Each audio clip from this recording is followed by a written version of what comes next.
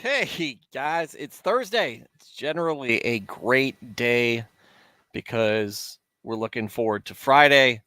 I am a flawed and tired man of God tonight. My name is Stuart Davis. I'm a deacon at a small church just outside of Richmond, Virginia. I'm a pastor, I'm a biblical scholar, and I haven't, I'm not a pastor. This is the day, guys. This is the day. I'm not a pastor. I'm not a biblical scholar, and I haven't been to seminary. I'm not trying to get you to join my church or donate to any special cause. What I'm here to do is talk about God, talk about Jesus, talk about the Holy Spirit, talk about Christianity, talk about the Bible, talk about a wide variety of topics, current events, whatever, and give you my take as a Christian. Um, I've been a non-denominational Protestant all my life. That's 39 years, and I can give you what insights I can for those of you who are interested in Christianity. Maybe you think we're a bunch of judgmental weirdos. Maybe you think it's a cult. Maybe you think it's just a place that people go to either look down on people or talk about all the rules. It's not. It's way different than what you think. So if you are curious, if maybe you were thinking about starting a relationship with God, maybe if you're looking for meaning just out for something more than just your life here on earth, welcome to the show. Hopefully, I can give you what perspective I can and help that be an amateur primer to the faith. And hopefully, it can springboard you into a relationship with God. That nothing would make me happier.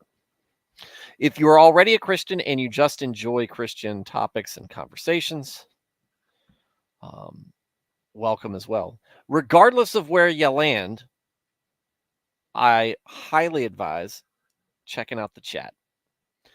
Um, the community is small here on this channel, but regular. We've got a good group of folks who are in the chat every evening that I'm streaming, and it's a great place to go. And it's a place that I encourage you to be to share your thoughts, share your experiences, any insights you have, how something we're talking about affects you in whatever way, what opinions you have. Am I getting things right? Am I getting things wrong? I want to know. I want to hear from you because this channel is not about me. This channel is about God. This channel is about us discussing things. And there are going to be people who are in this chat who are smarter than me. There are going to be people in this chat who know more about specific issues than me. I'm just the mouthpiece. I am just the man setting up the platform, um, opening up his house and opening up my opinions to you guys and letting you guys take it where we will. But where we're going tonight, we're getting back into the Bible, and Nico is here. How's it going, Nico? Missed you yesterday. I saw your comments. Glad that you were able to catch up, and so you know where we're at. You know where we're at. Kind of a little bit happened last night with what we were covering in chapters 14 and 15. And man, um, we got some stories, we got some narrative for you tonight. So, Porcupine, whew, man, voice is even cracking. As I am, I guess that's where I am tonight. Porcupine, welcome. Glad to see you in there. Hopefully you're having a great night. Hopefully Alias is around here. Hopefully Wild Weeb is around here. Hopefully Nernaeth is around here somewhere. Dresden. Caleb/Neo. Blaine. MR. The crew, right? And everybody else I forgot because I'm wiped out. It's been a long week. Been filing a lot of stuff. Getting everything set, getting a lot of my work collated and organized so that I'm ready to hit the new year in a new gear. New year, new gear. So I am currently, why this shirt keeps bunching up weird. Um Maybe I'm fat. I'm currently in the middle of the John Carter series in the books. I am currently in the middle of Demon Hunter in TV shows, and I am currently all rage about the fact that Crack in the Box's YouTube channel got deleted. It's back now, which is great, but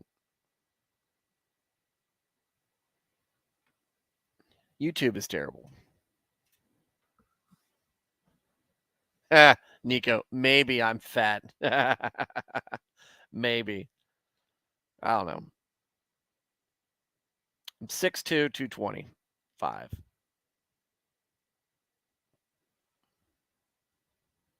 6'2", 225. I need to get down to 190. That's my ideal weight. That's my ideal weight. My fighting weight in Iraq was 175.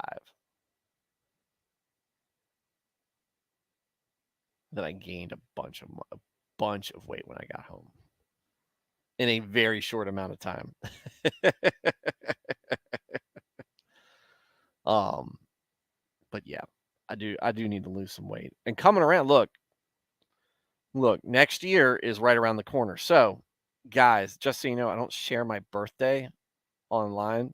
So we're just going to assume January 1st of 2023, I'm 40 years old. Just assume. I'll just start saying it. 40 years. Been a Christian all my life. 40 years, non-denominational Protestant.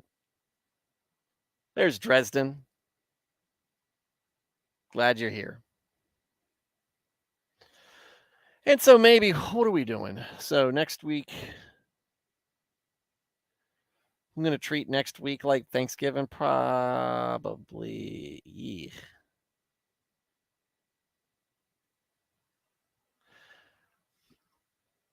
I don't know how we're going to play next week. I'm tired, but guess what? I'm still happy. I'm tired, but I'm happy because it's Advent season, right? The coming of Christ. He's almost here as we celebrate it. As we celebrate it. It's great. It's great. And since this is our final stream of the week, because I won't be streaming next week, or won't be streaming tomorrow, I am nervous about reading tonight. I don't know what I'm gonna screw up. I already said I'm a pastor. I've already said a bunch of stuff. I'm not really that drowsy. I'm just, you guys ever reach that time? Maybe it's after a long day of work. Maybe it's after a long few days of work. Your mind's just, it's on autopilot, and it might just drift off into the ground. I'm turning into a real boomer. Nico, you don't understand this. You become a real boomer at 30. Those are the rules. Those are the rules that were set up by me, Nick, and the rest of our crew. Because me and Nick are the old guys in that chat. So we're the two elder statesmen. Everybody else just lives there. All right. So we've got 5 people viewing, which usually means there's more. So let's go ahead and get into things. So last night, if you were like Nico and weren't here, David got chased off by his son. He brought his son back at the behest of Joab, who seems to not be able to do something right. Joab convinces David to allow Absalom, his son, who was in, I guess, self exile, because he killed his brother, because his brother raped his sister. But he also made his dad complicit in the murder because he had his dad set things up, unbeknownst to David. But here we go. There's Nernath. Nernath, were you there last night when I said, because I'm not wearing, no, it doesn't count tonight. I said that I'm not wearing Hawaiian shirts because it's wintertime. The age of Hawaiian shirts is over. The time of the flannel shirt has come. Like Gothmog, the general. Figured you'd appreciate that. Anyways, so David allows his son Absalom back into the city. Doesn't talk, tells him, "I don't want to see you."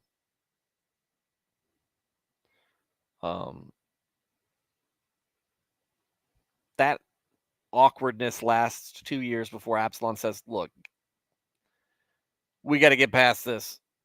You're either going to accept me or you're not. And if you're not, go ahead and charge me. Call the police."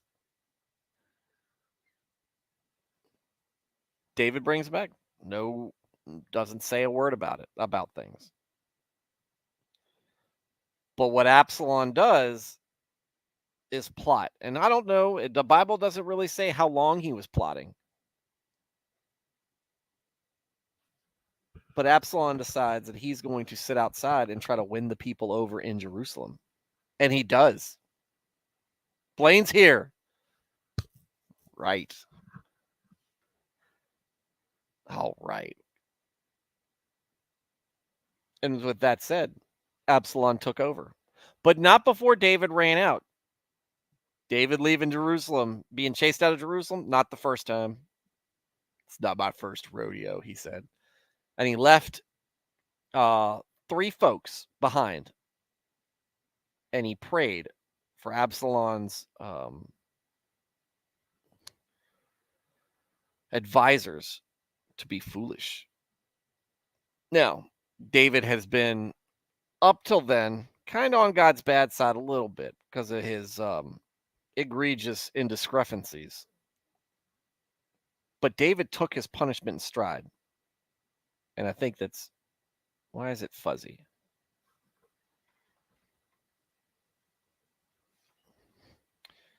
David took his punishment in stride with humility and with understanding. What I did was wrong, and whatever God decides he's going to do with me, he's going to do. God appreciates that. And David goes back to, I think what that does is that brings David down to earth a bit. And that's always a good thing. Pride leads us into all sorts of problems. And we are not that many books into the Bible yet. And we have already seen in a few instances where pride can take you. So, 2 Samuel chapter 16, David and Ziba. Let's see where we go. When David had gone a short distance beyond the summit, there was Ziba, the steward of Mephibosheth. Now, Mephibosheth, guys, remember, Mephibosheth is the last son of David's best friend Jonathan. He was born with some sort of issue with his feet or with his legs. But David, years ago, restored him back to his original title, and Mephibosheth always had a seat at David's table in the palace. All of his rights. He basically gave Mephibosheth all of Saul's inheritance, in effect. So Ziba, the steward of Mephibosheth, waiting to meet him, he had a string of donkeys saddled and loaded with 200 loaves of bread, 100 cakes of raisins, 100 cakes of figs, and a skin of wine. Mephibosheth didn't forget. That's good. David's probably like, good man. Bread and wine, guys. The king asked Ziba, "Why have you brought these?" Ziba answered, "The donkeys are for the king's household to ride on. The bread and fruit are for the men to eat. And the wine is to refresh those who have become exhausted in the wilderness." The king then asked, "Where is your master's grandson?" Now, remember, Ziba was originally the steward of Saul. "Where is your master's grandson?" Ziba said to him, "He is staying in Jerusalem because he thinks today the Israelites will restore to me my grandfather's kingdom." Then the king said to Ziba, "All that belonged to Mephibosheth is now yours." Oh, snap! Oh, snap! That's a turn.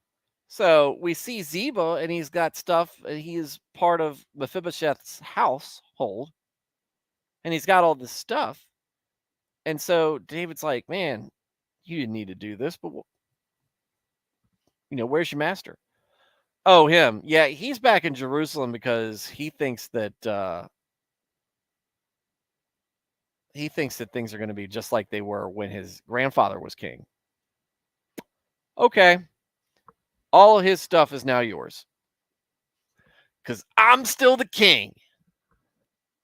I humbly bow, Ziba said. May I find favor in your eyes, my lord the king. So Ziba is basically doing all this behind Mephibosheth's back, and Mephibosheth really digging that knife in. Awful.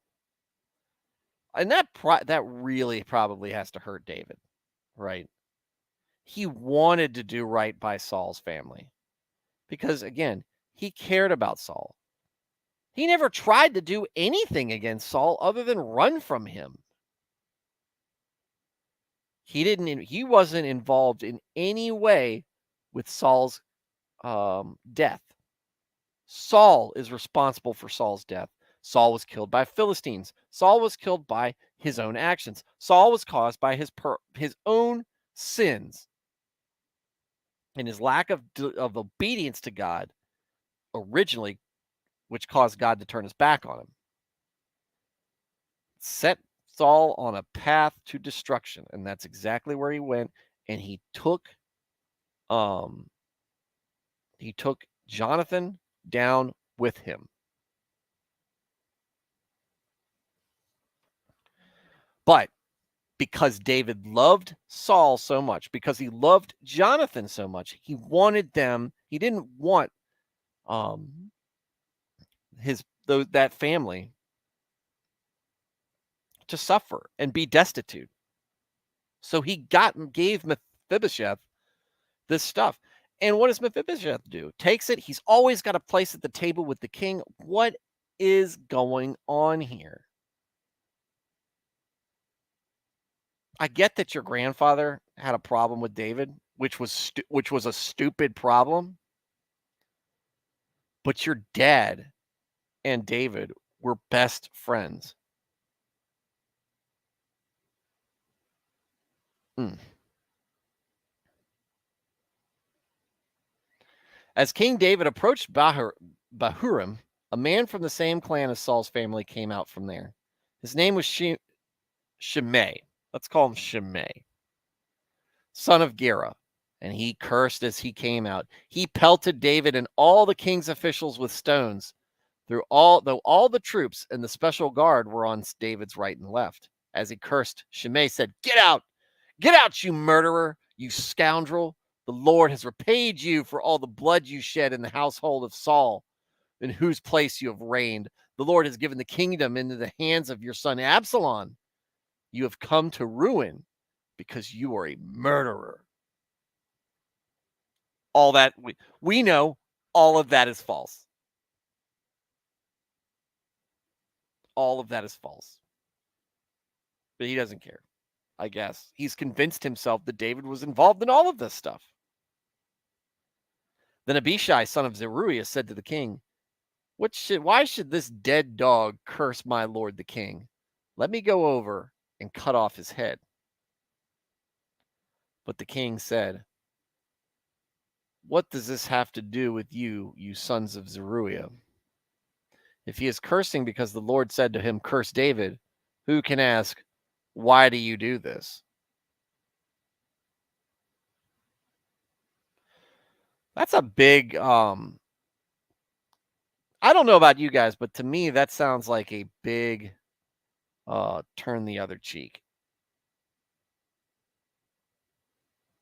comment from David. Maybe God told him to say it. Maybe David's just a little depressed. David then said to Abishai and all of his officials, "My son, my own flesh and blood, is trying to kill me. How much more then this Benjamite? Leave him alone. Let him curse, for the Lord has told him to. It may be that the Lord will look upon my misery and restore to me his covenant blessing instead of his curse today."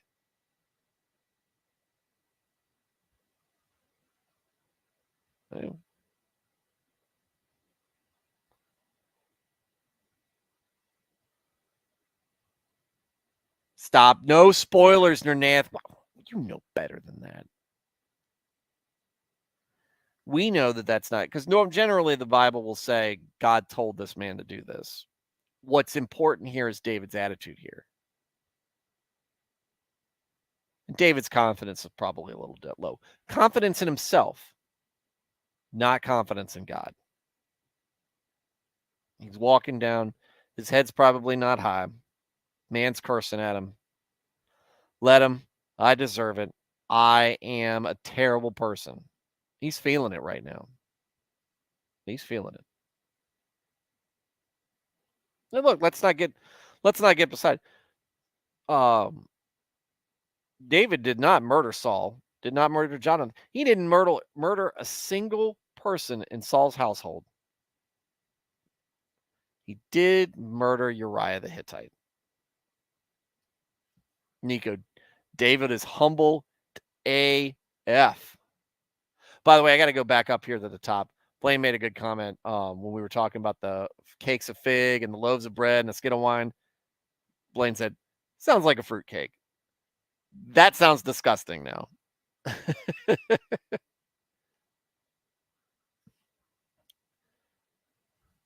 Blaine probably likes eating fruitcake. His fruitcake probably has spoilers on it.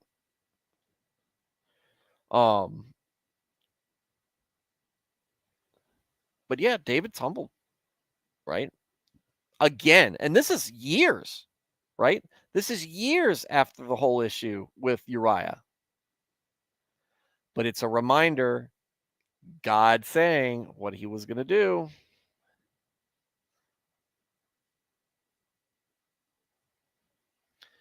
The advice of Ahithophel and Hushai. Meanwhile, Absalom and all the men of Israel came to Jerusalem. Yeah, I guess. And Ahithophel was with him. Then Hushai the Archite, David's confidant, went to Absalom and said to him, "Long live the king! Long live the king!" Absalom said to Hushai, "So this is the love you show your friend? If he is your friend, why didn't you go with him?" Hushai said to Absalom, "No, the one chosen by the Lord, by these people and all the men of Israel, his I will be, and I will remain with him. Furthermore, whom should I serve? Should I not serve the son? Just as I served your father, so will I serve you." Nernath, stop with the spoilers. You're one spoiler after another. You want spoilers? Go to Blaine's channel and talk about cars.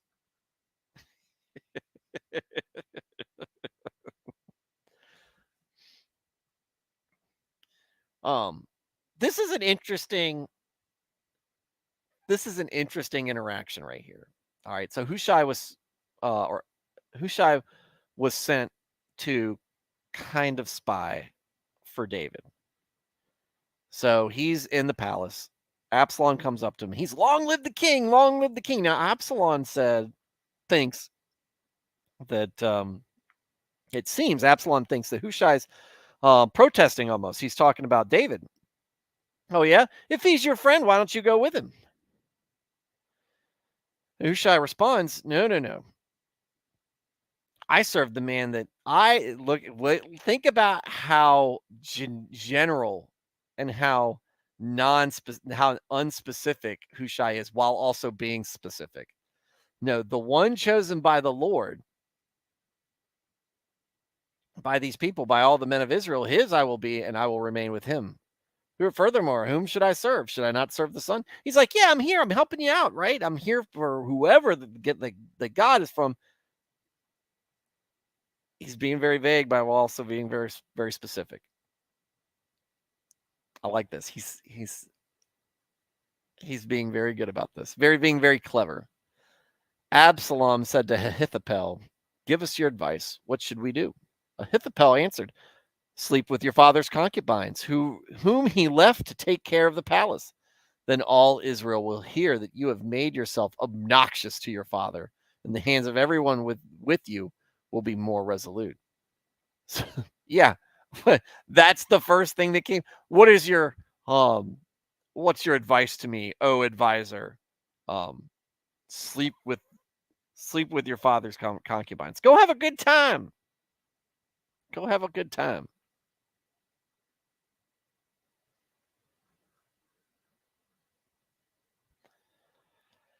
Do that. Make that statement. Cuck your father, basically.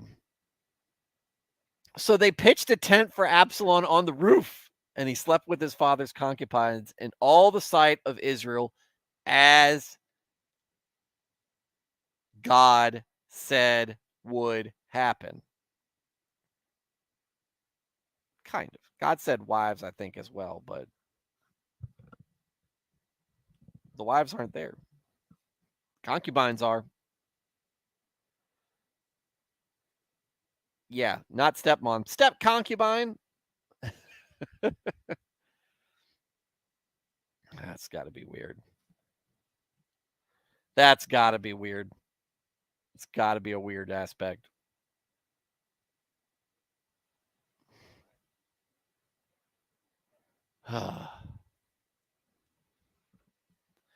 Now, in those, so they did it. So they did it. And then they did it. And they pitched a tent to celebrate it. To it. Now, in those days, the advice Ahithophel gave was like that of one who inquires of God. That was how both David and Absalom regarded all of Ahithophel's advice. Blaine said, "Never needed a bro to help me pitch a tent." That's a good thing. Bros shouldn't be pitching other bros tents. The bros shouldn't be causing other bros to pitch tents.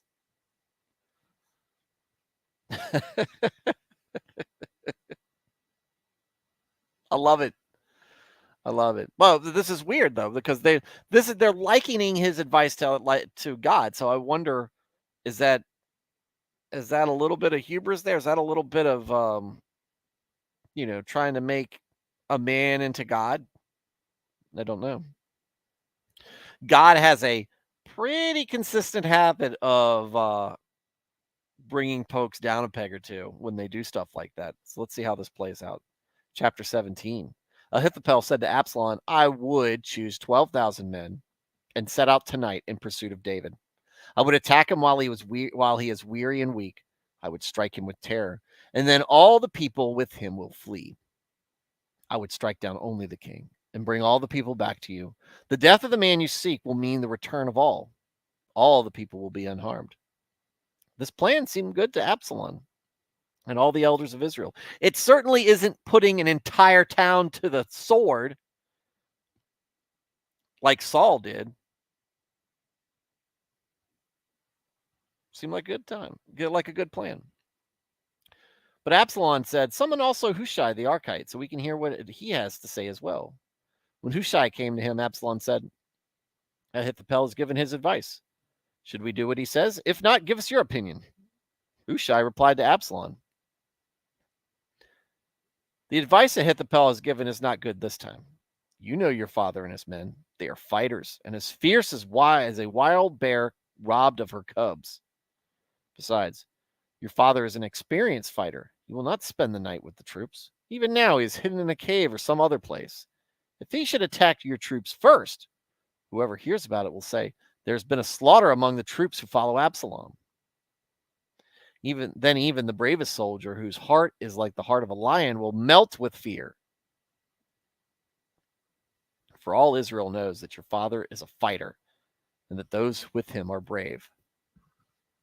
Ahithophel was Bathsheba's grandfather, which is a lot different than granddaughter, FYI. Thanks for the genealogy on that. That's interesting. I wonder how he felt about the whole Bathsheba incident. I mean, he's not on David's side. He's on one of his other wives' kids. Nernath, do you know whose kid Absalom is? Who's the Absalom's mom's name is? Which wife of David is Absalom's mom? There we go. Let me get that out correctly.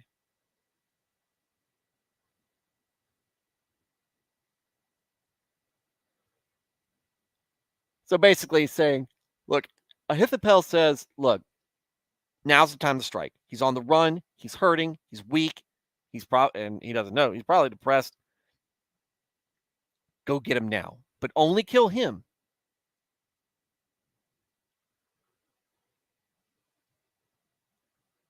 Only kill him, because if you kill him, then that's it. You don't.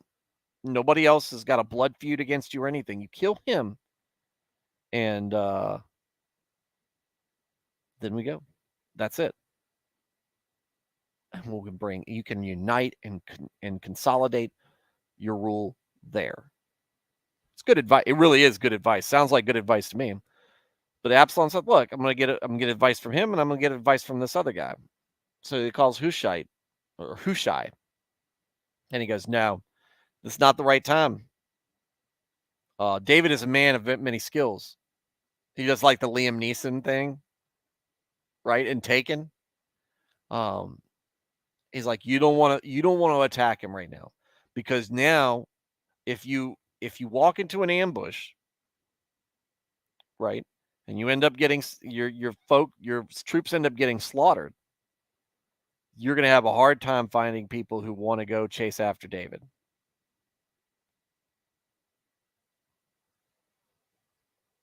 What's going on, text in Italian?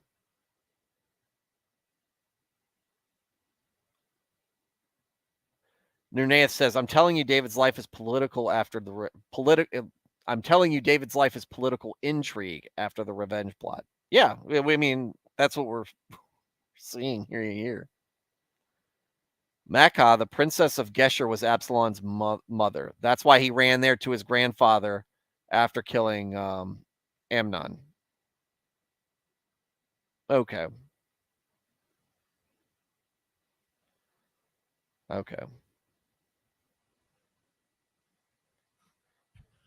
Anyway, so Hushai's advice will continue. "So I advise you, let all Israel, from Dan to Beersheba, as numerous as the sands on the seashore, be gathered to you, with you yourself leading them into battle. Then we will attack him wherever he may be found, and we will fall on him as dew settles on the ground. Neither he nor any of his men will be left alive. If he withdraws into a city, then all Israel will bring ropes to that city. We will drag it down to the valley until not so much as a pebble is left." So Hushai is saying, look, you don't want 10,000 men. You want all the men. You want all the men doing this. Nika's, by the way, about how old is David at this point? I think he's middle-aged at this point.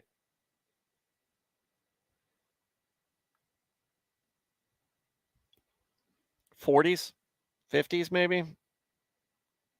I'll let Nernath weigh in on that one.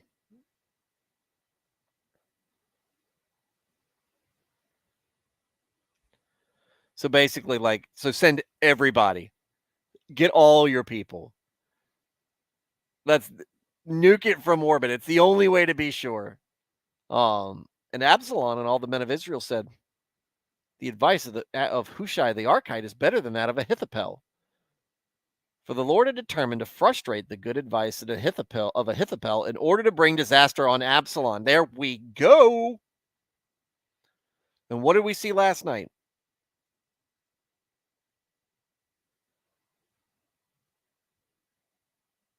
No, Nico, no. It's David's got kids killing their brothers killing brothers. They're half brothers. So Absalom and Amnon were half brothers. Absalom and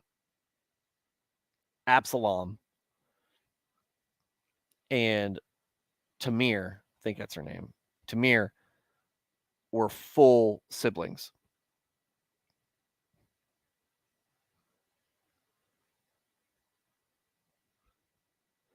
What we saw last night, Nico, if you caught it on the replay, towards the very end of chapter 15, David prays for precisely that.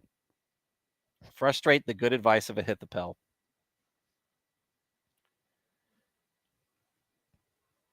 Hushai told Zadok and Abiathar, the priests, Ahithophel has advised Absalom and the elders of Israel to do such and to do such and such. The Bible literally says such and such. Ahithophel has advised Absalom and the elders to do such and such, but I have advised them to do so and so. Love this translation. I love the Niv. I love the Niv. Absalom said, do such and such. I said, do so and so. Now send a message at once and tell David, do not spend the night at the fords in the wilderness. Cross over without fail, where the king and all the people with him will be swallowed up.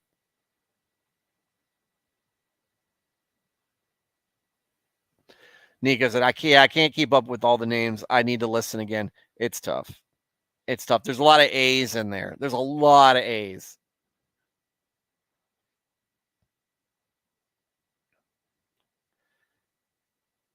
So Zadok and Abiathar are the priests at the end of last night's reading, who he sent into town, or back. I'm sorry, not into town. Sent back to Jerusalem with the ark, and they were going to send their kids as messengers to tell David what Absalom was doing, as reported by Hushai, who just said that. So he just told the priests, Jonathan and Ahimaaz, this is Absalom and Abiathar. I'm sorry. Jonathan and Ahimaaz is Zadok and Abiathar's kids. They're a son to each of them. So Jonathan and Ahimaaz were staying at Enrogel. A female servant was to go inform them, and they were to go and tell King David, for they could not risk being seen entering the city. But a young man saw them and told Absalom. So the two of them left at once and went to the house of a man in Bahurim. He had a well in his courtyard, and they climbed down into it. His wife took a covering and spread it out over the opening of the well and scattered grain over it. No one knew anything about it. When Absalom's men came to the woman at the house, they asked, where are Ahimaaz and Jonathan? The woman answered them, they crossed over the brook. The men searched but found no one, so they returned to Jerusalem. Well, on the late side, Blaine. They started making grandkids earlier back then. And later. Look, when you're having kids left and right, look, you have some when you're young, you have some when you're old. After they had gone, the two climbed out of the well and went to inform King David. They said to him, set out and cross the river at once. Ahithophel has advised such and such against such and such again. Ahithophel has advised such and such against you. So David and all the people with him set out and crossed the Jordan. By daybreak, no one was left who had not crossed the Jordan. When Ahithophel saw that his advice had not been followed, he saddled his donkey and set out for his house in his hometown. He put his house in order and then hanged himself. So he died and was buried in his father's tomb. What?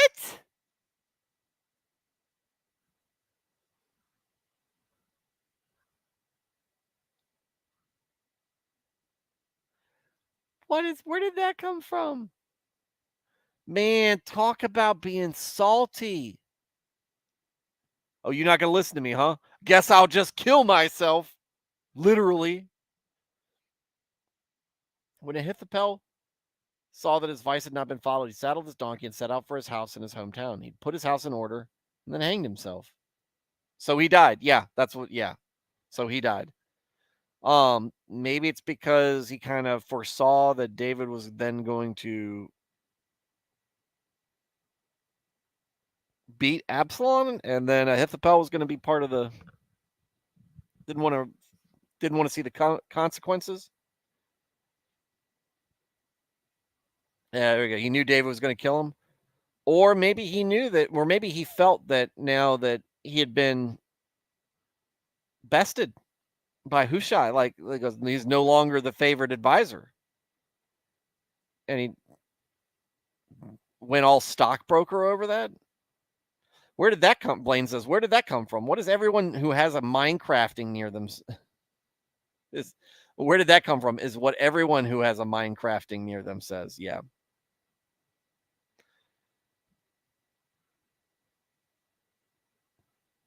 No, Nate, that was the first thing that crossed my mind, that David was going to kill him.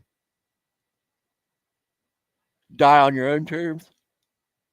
As we follow up with the next part, I can't believe that, guys. Why did Niall not tell me that I'm not sharing my screen?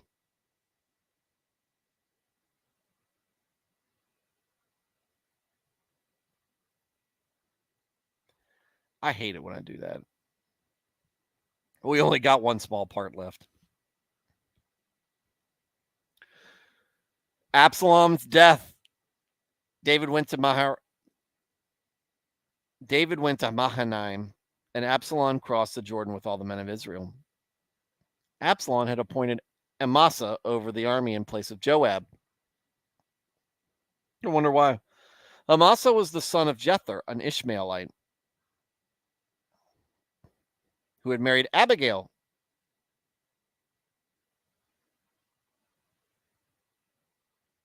Wait, hold on.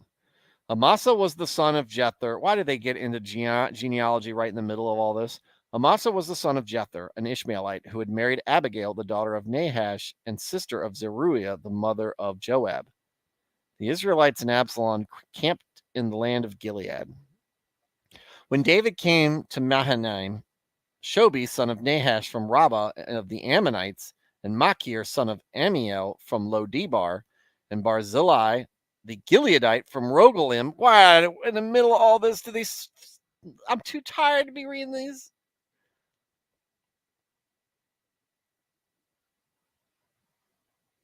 Brought bedding and bowls and articles of pottery. They also brought wheat and barley, flour and roasted grain, beans and lentils, honey and curds, sheep and the cheese from cow's milk for David and his people to eat. For they said, the people have become exhausted and hungry and thirsty in the wilderness.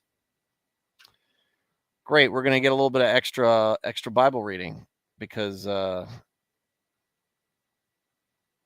that's just what we're going to do tonight. Because I already said Absalom's death, so I might as well power through it. David mustered the men who were with him and appointed over them commanders of thousands and commanders of hundreds. David sent out his troops, a third under the command of Joab, a third under Joab's brother Abishai of son of Zeruiah, and a third under Ittai the Gittite. The king told the troops, I myself will surely march out with you. But the men said, you must not go out. If we are forced to flee, they won't care about us. Even if half of us die, they won't care. But you are worth 10,000 of us. It would be better now for you to give us support from the city. The king answered, I will do whatever seems best to you. So I'm thinking the men are his advisors, his generals, his commanders of thousands and commanders of hundreds. So the king stood beside the gate while all his men marched out in the units of hundreds and of thousands. The king commanded Joab, Abishai, and Ittai, be gentle with the young man Absalom for my sake. And all the troops heard the king giving orders concerning Absalom to each of the commanders. David doesn't want anything happen to his kid. David's army marched out of the city to fight Israel, and the battle took place in the forest of Ephraim. There, Israel's troops were routed by David's men, and the casualties that day were great, 20,000 men. The battle spread out over the whole countryside, and the forest swallowed up more men that day than the sword. I wonder what that was all about. Now, Absalom happened to meet David's men. He was riding his mule, and as the mule went, Mule? What are you doing in battle in a mule? You're supposed to ride a great steed, a charger.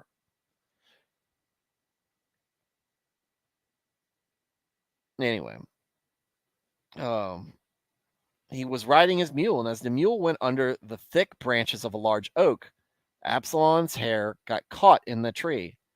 He was left hanging in midair while the mule he was riding kept on going. When one of the men saw what had happened, he told Joab, "I just saw Absalom hanging in an oak tree." A mule is the first all-terrain vehicle, I guess, but they're in the forest. One of the men saw what happened, told Joab, "I saw Absalom hanging in an oak tree." Joab said to the man who had told him this, "What? You saw him? Why didn't you strike him to the ground right there? Then I would have given you 10 shekels of silver and a warrior's belt." But all terrain, I get it, Blaine. But horses can walk in the forest. But the man replied, "Even if 1,000 shekels were weighed out into my hands, I would not lay a hand on the king's son. In our hearing, the king commanded you in Abishai and Ittai, protect the young man Absalom for my sake. And if I had put my life in jeopardy, and nothing is hidden from the king, you would have kept your distance from me."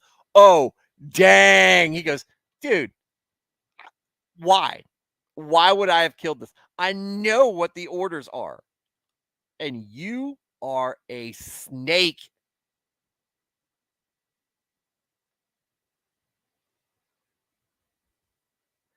Then why is he on a mule? I don't know. Why is he trying to take his dad's seat of power? Why is Absalom such a weirdo? I don't know. I don't know why he's on a mule. Maybe he just likes mules. I don't know. The man basically says, "Look, I don't care how much you're going to pay me. The king, David, is going to find out, and then you are not going to want anything to do with me. You're not going to come to my defense. You're not going to do a daggone thing." Joab said, "I'm not going to wait like this for you." So he took 3 javelins in his hand and plunged them into Absalom's heart while Absalom was still alive in the oak tree. And 10 of Joab's armor bearers surrounded Absalom and struck him and killed him. That went hard. All that beautiful hair that Absalom loved showing off to all the ladies and the concubines of his dad. Caught him in a tree. Joab, a man of great honor and integrity throughout his time in the Bible, takes 3 javelins after he's been told not to do this, puts it right through the 10 ring.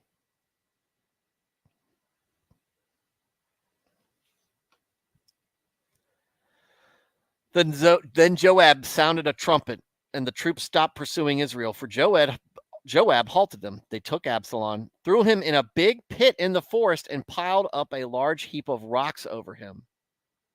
Meanwhile, all the Israelites fled to their homes.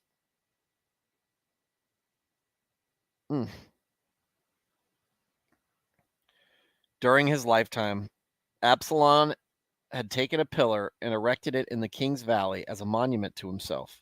For he thought, "I have no son to carry on the memory of my name." He named the pillar after himself, and it is called Absalom's monument to this day.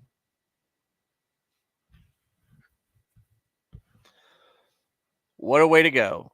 Is somebody finally going to kill Joab? This man needs to be deaded.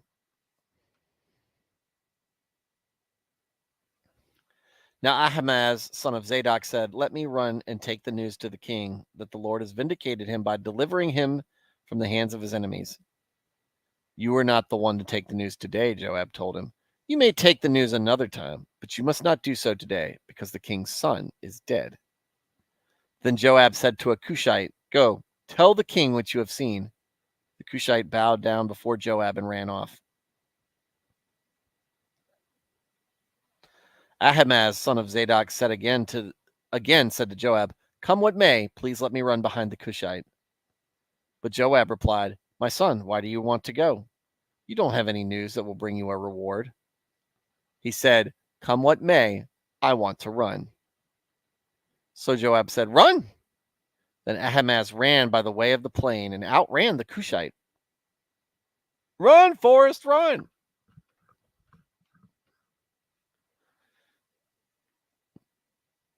I wonder what this is all about. While David was sitting between the inner and outer gates, the watchman went up to the roof of the gateway and by the wall. As he looked out, he saw a man running alone. The watchman called out to the king and reported it. The king said, "If he is alone, he must have good news." And the runner came closer and closer.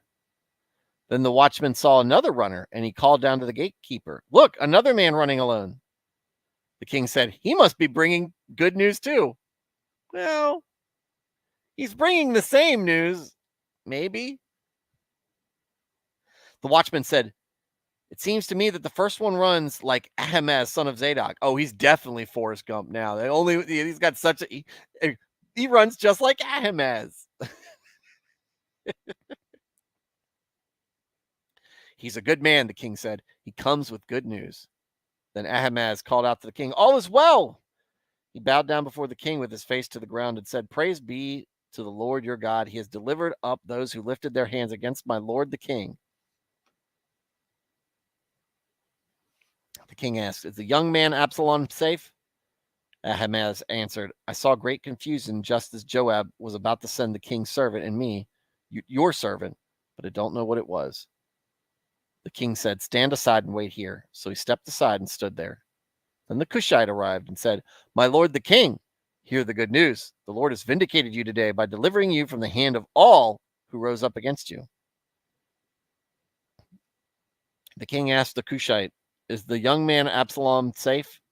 The Cushite replied, "May the enemies of my lord the king and all who rise up to harm you be like that young man." The king was shaken. He went up to the room over the gateway and wept. As he went, he said, "Oh, my son Absalom, my son Absalom, if only I had died instead of you. Oh, Absalom, my son, my son." This is heavy. This is heavy. Look, David's absorbed a lot of his kids dying. 3 of his sons have now died. One, very innocent. 2, big, giant turds. One a rapist and the other a usurper. An attempted murderer of David. And there you go. But David loves his kids. And as many of y'all know who have kids or have maybe talked to somebody who's a parent, there are things that we will bring a shame to there are things our kids can do that can bring us great shame, great disappointment, great sadness. You see a kid, you see your son, and in many ways, he's always that little boy you used to play with. And I'm sure that's going to be me one day. Now, hopefully, I'm full of pride and joy and everything, even when I see my son and I see him the age he is now on the soccer field, or when he greeted me when I came home from work and would jump up and down. When he climbs up on me, when he tries to wrestle, he tries to do that stuff. There's always that part of your memory who remembers that. He did not want Absalom to die. But I don't think he really fully appreciated or had really been able to come to terms with how dark Absalom's heart actually was. So, got an extra chapter out of me on a night when I'm tired, guys. But that's it. The short and abbreviated reign of Absalom.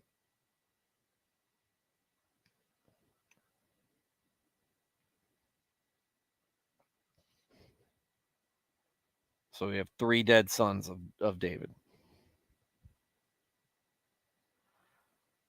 And David's in a bad place. And Joab, once again, is in the middle of all this action. I guess you need to decide if Joab's actions today were any good.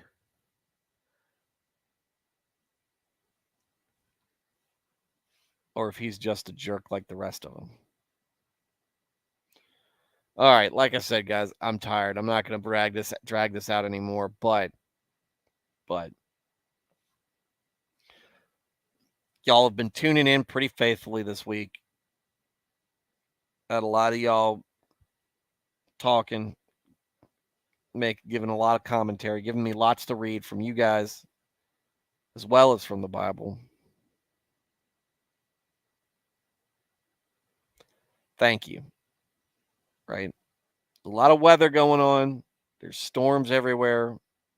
Storms in the south, rain, snow, all sorts of stuff going on. We've got Christmas coming up. I want all y'all to be safe this weekend. Enjoy yourselves. Close out the weekend on a good note. I want to see you all back here the next time I stream. Plan is on Monday. Appreciate text in Italian. Appreciate the sacrifice for another chapter. It's not. I felt compelled to do it. You guys make it worth it. I want you guys to be safe. I want to see you here on Monday. Monday, my plan is to stream. I don't know how much next week I'm going to be streaming. I'd like to do a chill stream maybe Friday, but we'll see how everything's lining up. But folks, love that you guys are tuning in. Love that you guys support the show. Like, share, notification bell, all that other jazz, whatever. If y'all do that, that's great. I don't care. I mean, I guess that helps. That helps my numbers. That helps my algorithm. Whatever. What I appreciate more than anything is you guys showing up and contributing and being part of this, right? So y'all have a good weekend, and I will see y'all next week. Texan Italian, Nico, Blaine, I'm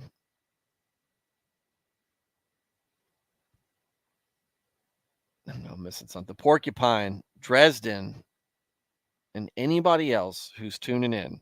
Anybody else who's stopped by, anybody else who's listening, who has listened, maybe you've already tuned out, whatever. God be with you. Have a good night, everybody. Have a great weekend. Be safe, and God bless. I'm going to boomer this up.